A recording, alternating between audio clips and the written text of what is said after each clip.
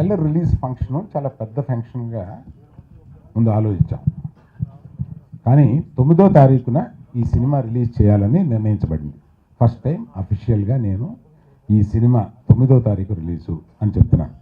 యాక్చువల్గా 2వ తారీఖు రిలీజు, అంతకుముందు రిలీజు అనుకున్నాం. కానీ మనకి తెలుసు కదా, డిమానిటైజేషన్, బ్యాంకుల ముందు నుంచోవడం, ఏటీఎంల ముందు నుంచోవడం, వీటిల్లో ప్రజలు సినిమాకి వస్తారా లేదని ఒక చిన్న సందేహంతో మేము ఒక చిన్న రీసెర్చ్ చేస్తే 9వ తారీఖు 2 జేబుల నిండా డబ్బులు ఉంటాయి, మన సినిమా చూడడానికి వస్తారని నమ్మకం కలిగి ఇది 9వ తారీఖు రిలీజ్ చేయడానికి నిర్ణయించబడింది. ఈ 9వ తారీఖు రిలీజ్ చేయడానికి ప్రీ రిలీజ్ ప్రజాదీవెన ఫంక్షన్ లాగా ఒకటి చేయాలని అనుకుని దాన్ని పెద్దదిగా చేసి అది 4వ తారీఖున ఆ ఫంక్షన్ చేయాలని అనుకున్నప్పుడు ఈ ట్రైలరు అప్పటి వరకు ఈ ట్రైలర్ చూసిన తర్వాత నాకే ప్రోగ్రాంలన్నీ మార్చేశాను. ఈ ట్రైలర్ చూసిన తర్వాత ఎగ్జైట్మెంట్ వచ్చి ఈ ట్రైలర్ ప్రజల్లోకి ముందు వెళ్ళిపోతే బెటరు అని అనిపించి ఈ ట్రైలర్ లాంచ్ ప్రోగ్రామ్ని మామూలుగా నిన్న పొద్దున అనుకుని గబగబా ఇవాళ పెట్టాం అనమాట.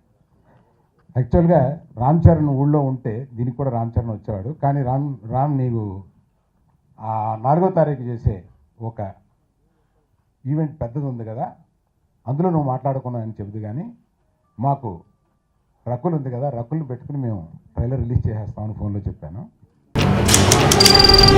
నీ స్నేహితుడు ఎవరో తెలిస్తే నీ క్యారెక్టర్ తెలుస్తుంది.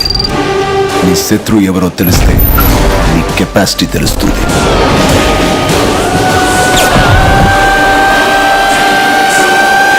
నా శత్రువుని సెలెక్ట్ చేసుకున్నాను.